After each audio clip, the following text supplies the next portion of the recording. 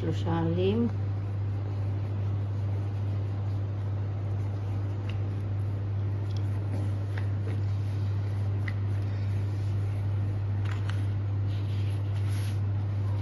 כבר זה יותר קל, ממש ברגע שעובדים הבצק טוב ונותנים לו לנוח, אז הוא גם קל לעבוד איתו על אישה, במיקסר או ביד. צריך ללוש אותו ממש הרבה זמן.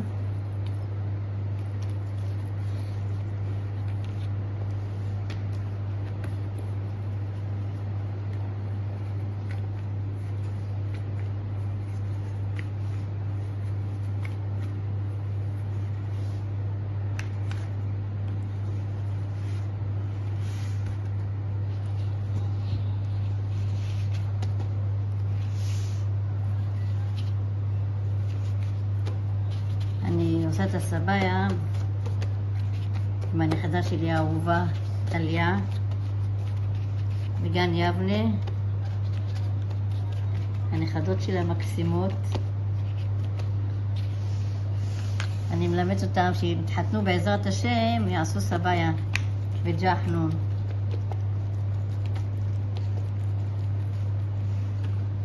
אחרון חביב, אני לא מורחת למעלה חמאה או סמנה, לא מורחים. הנה זה נקרא, לא, זה לא נורא. אני מורחת, תכף אני אראה לכם.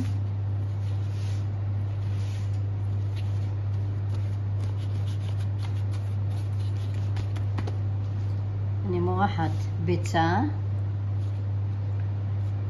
ביצה שמספיקה ל3 סבאיות.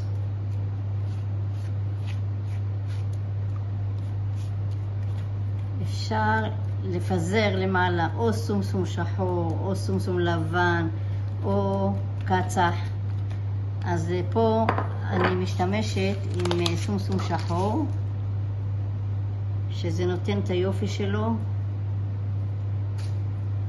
מי שלא אוהב אפשר בלי סומסום, בלי שום דבר. אני אחרי זה מניחה אותו בצד ל10 דקות, ועופה בלי נייר, בלי שום דבר, עופה ל190 מעלות עד שהצבע נהיה למעלה חום. אנחנו עוד נראה את זה ונראה את זה.